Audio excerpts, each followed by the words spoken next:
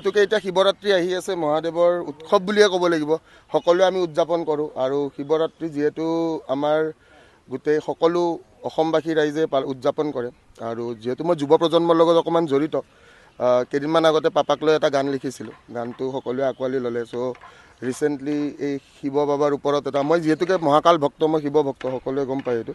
তো সেই হিচাপে মই নতুন গান এটা, মানে শম্ভুৰে বুলি গান এটা আহি আছে, অকণমান নতুন টেষ্ট লৈ কিনে আমি গানটো দিবলৈ চেষ্টা কৰিম, যাতে যুৱ প্ৰজন্মই এই বস্তুটো ফিলটো পায়গৈ। আশা কৰোঁ, আমি চেষ্টা কৰিছোঁ, আশাটো মানে তেওঁলোকে গম পাব কেনেকুৱা, তেওঁলোকে ভাল পায় নে বেয়া পায়। তো সেইটোৱে কথা। আৰু মানে শিৱৰ নগৰী বুলি যদি ক'ব লাগে আমাৰ অসমত, তেনেহ'লে শিৱসাগৰ বুলিয়ে কোৱা হয়। তো সেই হিচাপে আমি গোটেই প্লেনিংটো, শ্বুটিংটো, আমাৰ গোটেই ডাইৰেকশ্যন চবখিনি ইয়াতে কৰা হ'ল। ৰেকৰ্ডিং বাৰু গুৱাহাটীতে হৈছে। পৰা গাইছিলোঁ, বাট দেন জুবিন দাক লগ পোৱাৰ পিছৰ পৰা ডেফিনেটলি সকলোৱে গম পায় অকণমান গানৰ প্ৰতি বেছি মানে, আৰু মে বি লাইক মিউজিকে আমাক যিটো কয় ন, মিউজিকে মানুহক শান্ত কৰি দিয়ে বুলি কয় কথাটো।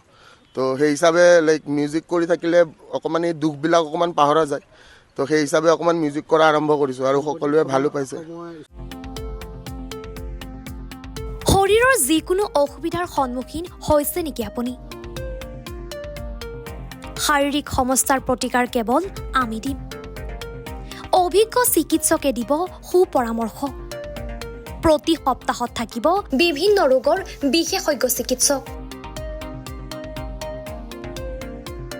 চাবলৈ নাপাহৰিব এনি ভাৰত 24ৰ বিশেষ অনুষ্ঠান স্বাস্থ্য বিশেষ।